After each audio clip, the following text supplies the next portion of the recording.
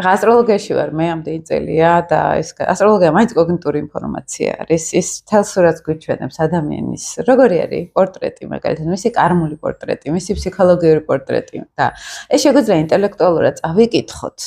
ეს შეგვიძლია მოვისმინოთ, მაგალითად, ასტროლოგისგან, ხო, მაგრამ არის მნიშვნელოვანი მე თერაპიული მუშაობა. რომ უკვე სულს შევეხოთ ადამიანის და ხშირად ახლა არის ხოლმე რომ კოგნიციაში ვართ, რა გონება გათიშე, ანალიზ ნუაკეთებ და შეხვედრა საკუთარ თავთან ნამდვილად შიგნით რა ხდება. მაყურებელსაც აინტერესებს ავარაუდოთ, იმიტომ რომ მეც სულ მანდ მივდივარ. შიგნით შევეხები ქცნობიერს რაღაცნაირად შიგნით ემოციას მოდი ესე ვთქვათ, მე ისე კოგნიციაში გავვარ, ხო? ანალიზი, მაგალითად, პრობლემის წარსულში წასვლა, მომავალში წასვლა. აი რა არის ეს შიგნით ჩახედვა? არაფერს ახალს არ ვიტყვი, ყველა თერაპია იწყება რომ არის პრინციპი აქ და ეხლა, ხო, ესე ამბობენ რომ აი აქ და ეხლა და ეს აქ და ეხლა არის ძალიან ესეთი ხანდახან ბუნდოვანი რას გულისხმობ.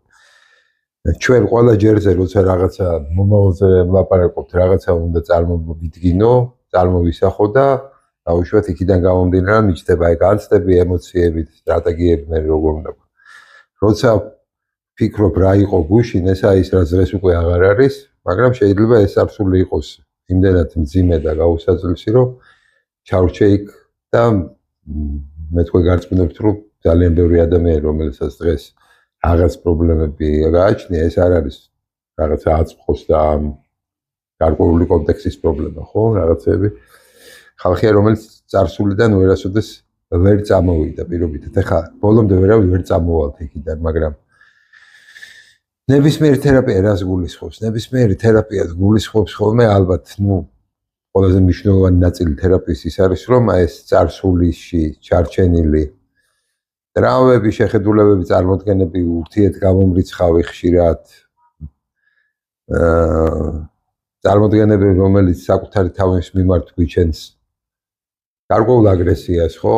დანაშაულის განცდას, გაუფასურების სურვილს და ასე შემდეგ, რომელიც შემდგომში გვქმნის ჩვენ ისეთებს, როგორებიც ვართ, თავისი პრობლემებით, ხანდახან სიმპტომატიკით და ასე შემდეგ, რაღაცაერთ ეს წარსულის ჩავხსნათ.